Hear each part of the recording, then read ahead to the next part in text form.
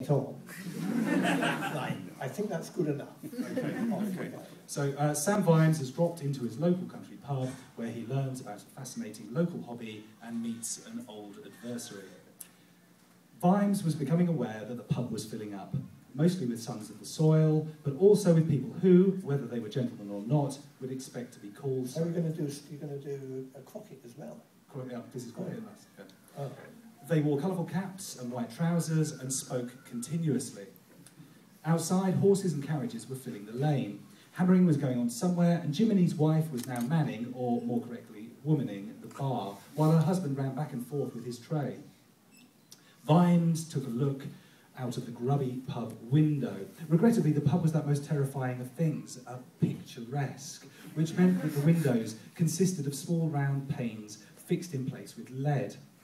They were for letting light in, not for looking out of, since they bent the light so erratically that it nearly broke. One pane showed what was probably a sheep, but which actually looked like a white whale until it moved when it became a mushroom.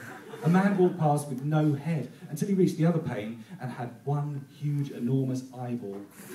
Young Sam would have loved it, but his father decided to give eventual blindness a miss and stepped out into the sunshine. Ah, he thought, some kind of game.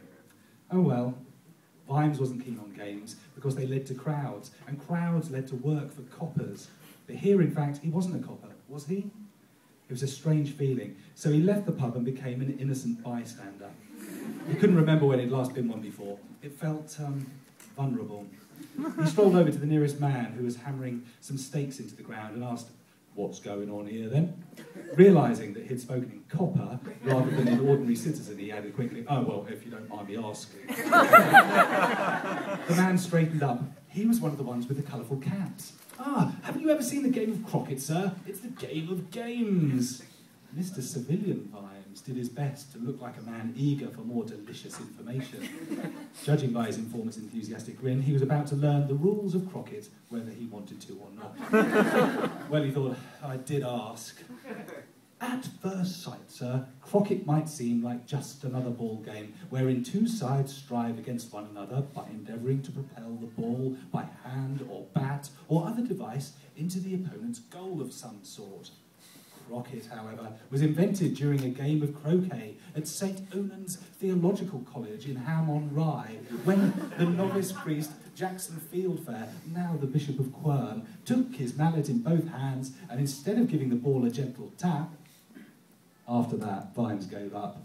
Not only because the rules of the game were incomprehensible in their own right, but also because the extremely enthusiastic young man allowed his enthusiasm to overtake any consideration of the need to explain things in some sensible order, which meant that the flood of information was continually punctuated by apologetic comments on the lines of, "Oh, I am sorry, I should have explained earlier that a second cone is not allowed more than once per exchange, and in normal play there's only one tump, unless, of course, you're talking about royal croquet."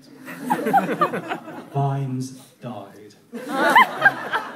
The sun dropped out of the sky, giant lizards took over the world, the stars exploded and went out, and all hope vanished with a gurgle into the sink trap of oblivion.